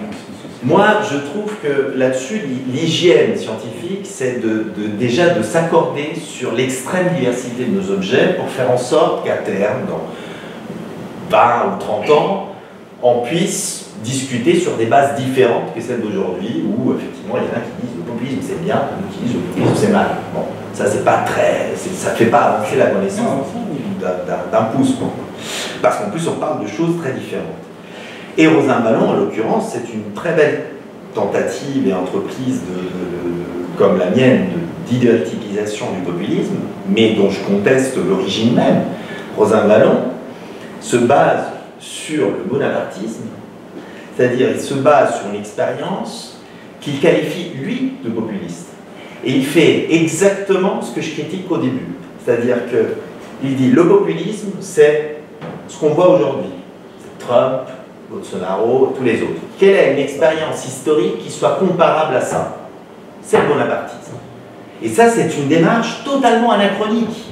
C'est-à-dire c'est le principal, je veux dire, la principale chose que l'historien ne devrait pas faire, c'est de penser le passé à partir du présent. Donc on prend des catégories d'acteurs. Voilà. Sachant que, d'ailleurs, cette expérience, c'est-à-dire le Second Empire, a été à l'époque qualifié de bonapartisme ou de césarisme. Le césarisme, d'ailleurs, c'est le premier terme qui est inventé à l'époque. C'est-à-dire qu'il y a déjà eu quelqu'un, dont j'ai oublié le nom, qui, en 1867, je crois, a inventé un terme pour désigner justement la façon très nouvelle de gouverner de Napoléon III. Et il a appelé ça césarisme, c'est-à-dire ramener ça plutôt à César. Donc, c'est pour ça, voilà, je conteste le point de départ, et du coup, ce côté un peu anachronique de l'analyse. Ensuite, ce qu'il dit sur les schèmes, on le retrouve dans mon analyse, même si évidemment, lui, il parle plutôt de la droite que de la gauche. Hein. Alors, sur alors, le populisme qu'il faudrait garder à l'opposition, oui, je suis d'accord avec toi, c'est-à-dire que si on tire de tout ce que j'ai dit des enjeux très concrets, stratégiques et très politiques, effectivement, et comme je l'écris dans un passage de mon livre, le populisme n'est pas destiné d'une certaine façon à durer au pouvoir, parce que quand il est au pouvoir, comme on le voit clairement en Amérique latine, toutes ces contradictions montent en épingle. C'est-à-dire la contradiction entre l'ambition démocratique et la pratique autoritaire, potentiellement autoritaire du pouvoir, en tout cas une pratique du pouvoir qui, sans être toujours autoritaire, parce que tous les gouvernements populistes en Amérique latine n'ont pas été autoritaires, mais ils ont été tous piégés par un équilibre des pouvoirs qui n'était pas très, proche de ce qu'on dit Montesquieu. Voilà. Sachant que ce n'est pas quelque chose qui les qualifie en propre. Hein. Je veux dire, aujourd'hui, Macron gouverne de façon autoritaire. Hein. Il n'y a pas de problème. Il y a beaucoup de gouvernements néolibéraux qui aujourd'hui sont très autoritaires. Hein. Donc ce n'est pas une caractéristique spécifique du populisme. C'est, voilà, en tout cas, dans le populisme, on l'explique par la façon dont ils conçoivent le projet démocratique. Les affects, c'est très important. D'ailleurs, j'utiliserai davantage le mot affect que le mot émotion, parce qu'il s'agit vraiment d'affect. C'est-à-dire qu'il s'agit d'affecter des groupes sociaux et des individus. Il s'agit de provoquer quelque chose via l'affect. Ce qui explique aussi la place du leadership charismatique, qui est un leadership qui est très différent du leadership populiste du leadership totalitaire. Si vous comparez par exemple Péronne et Hitler, là vous avez deux façons complètement différentes de concevoir le leadership et cette volonté d'affecter par l'émotion. C'est-à-dire que essentiellement le leadership d'Hitler passe par la peur et le leadership de Péronne passe par l'indignation. Voilà. Et c'est des façons... Avec une femme à côté. Avec en plus une femme à côté qui représente toute l'aile féministe de la mobilisation, qui était très forte. Hein, la mobilisation péroniste, je l'ai dit, a des liens très très forts avec l'émergence d'un féminisme, de la libération sexuelle, la femme péroniste, etc. Bon. Donc Evita, c'est effectivement le côté émotionnel qui est très très important. Et donc là-dessus, je suis totalement d'accord avec ce que dit Mouffe, par exemple, sur la place de l'affect en politique, qu'on découvre avec les mobilisations populistes. Alors, ça, je vais répondre à la question sur... alors, démagogue et populisme. Alors, bien sûr, on peut dire que l'immense majorité des leaders populistes étaient des démagogues, mais ils ne sont pas les seuls à l'être. Je veux dire, la démagogie est une arme du populisme, et ce n'est pas une arme que du populisme, c'est une arme de pouvoir en général. Voilà. Le laboratoire tunisien, j'ai entendu tellement de fois que je finirais par faire une enquête sur la politique contemporaine en Tunisie. D'ailleurs, j'ai lu un article qui est très bien fait sur le président et qui cite beaucoup de travaux sur le populisme qui sont très bien de lien, et qui est très éclairant, qui m'a vraiment montré à quel point voilà, ça doit être ça, j'ai oublié l'auteur, mais c'est vraiment un très très bon article, je te le montrerai peut-être. Et alors, une dernière chose sur la demande de reconnaissance. Alors, on est rattrapé par l'actualité, bien sûr, mais il ne faut pas mettre de côté l'actualité. Non, il ne faut pas mettre de côté l'actualité. Le but de mon livre, c'est justement de penser l'actualité avec cette profondeur historique. Et donc, j'en arrive à la conclusion dans mon dernier chapitre que les seuls populismes qu'il faut comparer à ces expériences historiques sont en effet les populismes de gauche, puisqu'ils ont la même philosophie, la même pensée, la même idéologie, évidemment appliquée à un contexte très différent, qui est le contexte des démocraties néolibérales. Voilà, donc la perspective reste l'actualité, d'élaborer, comme le disait Nietzsche, un diagnostic critique de l'actualité, mais informé par l'historicité. Et tant mieux si on est rattrapé, mais il faut pas être rattrapé de façon sauvage. Voilà. Et sur la reconnaissance, je suis totalement d'accord. Bien sûr, je suis totalement d'accord. Ce n'est pas qu'une offre politique. L'offre populiste, c'est une demande qui va avec. Et c'est une demande dans les sociétés occidentales contemporaines, disant de la modernité avancée, pour répondre à la thèse de Dubé. Ce sont des sociétés qui mettent en avant effectivement la reconnaissance sur la distribution. Alors, quelle est la reconnaissance qu'on pourrait demander à un leader d'extrême droite? Parce que je vois très bien la reconnaissance qu'on peut demander à un populiste de gauche, Mélenchon. Voilà. On est invisibilisé, on est précarisé, on n'existe pas socialement. Bon, ça se comprend très bien. Mais vous dites à juste titre, en reprenant Dubé, qui l'applique aux deux, hein, le terme populisme, ça s'applique aussi à l'extrême droite. Alors là-dessus, moi, la seule enquête que je considère vraiment formidable, parce que c'est la seule enquête ethnographique qui existe, qui va un peu dans ce sens-là, sur le type de reconnaissance que peuvent demander des électeurs d'extrême droite à un leader d'extrême droite, c'est l'enquête de Harvey Hochschild, qui est une sociologue des émotions, par ailleurs, sur les électeurs de Trump en Louisiane. Et c'est une enquête absolument formidable qui a été faite d'abord sur les militants du Tea Party et puis sur les électeurs de Trump. En fait, Hochschild est allé en Louisiane en se disant il y a eu une catastrophe climatique. Comment est-il possible que ces gens votent des climato-sceptiques, sachant qu'ils ont vu des effets, des dégâts de l'environnement sur leur propre territoire? Et rentrer par là même dans leur logiciel politique, vraiment la façon dont ils conçoivent la démocratie. Pour moi, c'est un travail absolument remarquable parce que c'est le seul qui existe actuellement sur la façon dont les électeurs d'extrême droite conçoivent la démocratie. Vous pouvez épeler ce nom, s'il vous plaît. Hochschild, H-O-C-H-S-C-H-I-L-D, beaucoup d'H. Et en fait, elle a montré que les électeurs du Tea Party et de Trump, par conséquent, ont une conception très particulière de la méritocratie.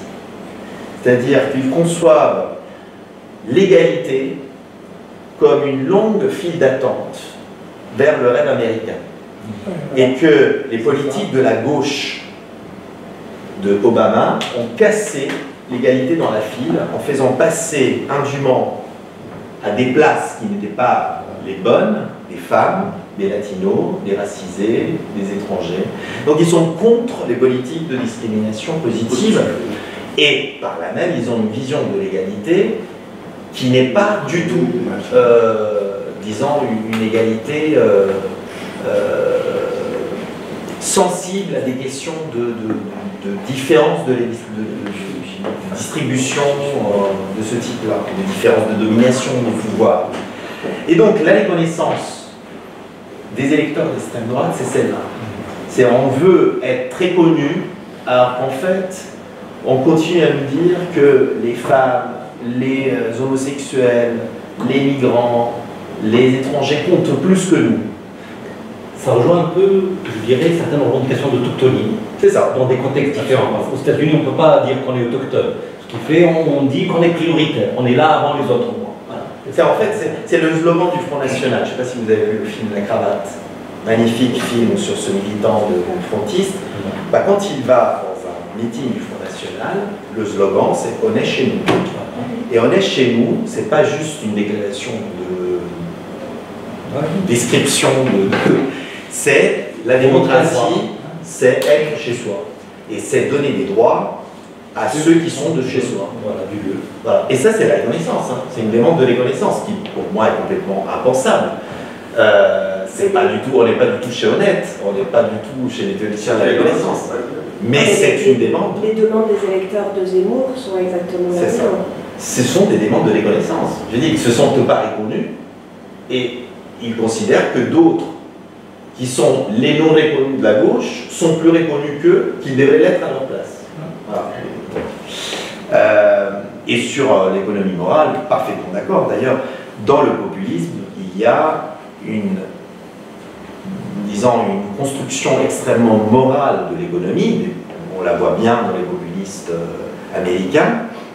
Et ce qu'il déclenche en termes de politisation chez les classes populaires, c'est une économie morale. C'est-à-dire, si je vais les prendre Thompson, c'est une représentation du juste et de l'injuste à partir d'un certain rapport entre le sujet et l'État, c'est-à-dire entre le gouverné et le gouvernant, où le gouvernant doit, pour se garantir la loyauté et donc le calme du gouverné, lui accorder un certain nombre de ressources lui permettant de vivre dignement. Donc c'est la question de la dignité aussi qui est centrale, une question hautement morale.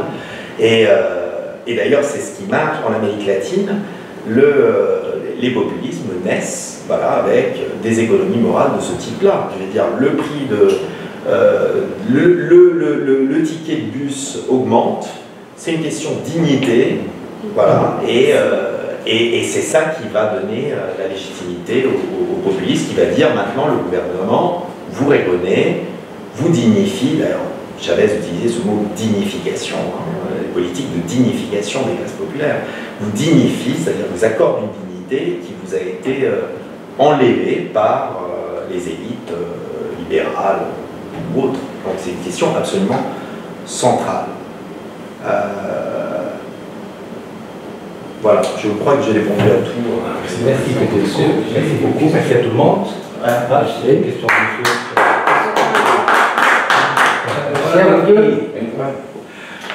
Est-ce que dans le monde, il y a un pays qui est passé par une conjoncture politique qui ressemble à la Tunisie, et comment ils s'en sont sortis? S'il y a un exemple qui ressemble à notre exemple, qui est un peu exceptionnel. C'est pas une analogie, il n'y a pas... C'est-à-dire un pays qui soit passé par une... vous parlez de l'évolution et de... Une situation qui ressemble, qui s'approche un peu de ce qui s'est passé. Ah, c'est compliqué, parce que en plus, nous sommes un cas unique dans le monde.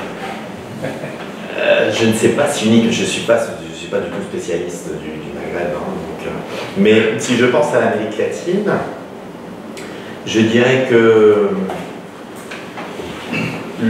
disons, il faudrait trouver un exemple comparable qui soit, disons, une société maintenue par un pouvoir clanique et patrimonial, avec tout un tas aussi de négociations sociales, clientélistes. Chili, c'est le Chili. Et qui soit passé ensuite par une révolution. Alors le Chili est en révolution maintenant. Mais oui. En Amérique latine. En Amérique latine, en fait, les transitions démocratiques n'ont pas été révolutionnaires. D'ailleurs, ça me permet aussi de répondre peut-être à votre question. Voilà, c'est effectivement, ça me permet aussi de répondre à votre question. Parce que le populisme, même si c'est une idéologie qui vient d'une souche révolutionnaire, parce que les Russes, c'était quand même des révolutionnaires, quand même. C'est en termes d'idéologie politique, c'est pas une idéologie révolutionnaire, c'est plutôt une idéologie réformiste. C'est une idéologie qui ne vise pas à faire tabula rasa de la société, c'est une idéologie qui conserve tous les rapports de production en l'État, qui ne dérange pas tellement les pouvoirs économiques, qui cherchent plutôt à réguler l'économie. Donc c'est une idéologie réformiste. C'est d'ailleurs ce que disait Lénine en 1895 en critiquant les populistes. Ce sont des réformistes qui font le jeu des bourgeois. Bon. Donc, en Amérique latine, comme il y a eu peu de conjoncture révolutionnaire, mis à part Cuba, et le Mexique, c'est une révolution très particulière, la révolution mexicaine, le populisme a été, par définition, l'idéologie révolutionnaire. Et c'est d'autant plus le cas qu'en Amérique latine, les partis socialistes ont une faiblesse historique très importante, c'est-à-dire le socialisme révolutionnaire n'a pas pénétré. Il n'y a pas de parti socialiste comme on les a connus en Europe au XIXe siècle.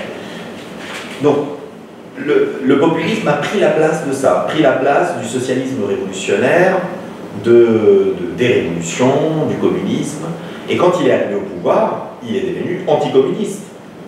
Perón était anticommuniste, Vargas était anticommuniste. Pourquoi? Parce qu'en fait, pour eux, le communisme, c'est justement une idéologie qui va détruire la société, qui va opposer le peuple. Alors qu'il s'agit d'opposer le peuple à des boucs émissaires qui sont les élites et les oligarques, ou les pouvoirs liés à ces oligarchies, comme les États-Unis, l'anti-impérialisme états-unien, il ne s'agit pas de diviser le peuple.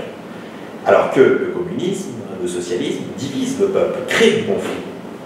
Donc, voilà, là-dessus, ça permet de répondre un tout petit peu. Ce sont vraiment deux modalités différentes de politisation des classes populaires. Merci Federico. Merci à tout le monde. Voilà.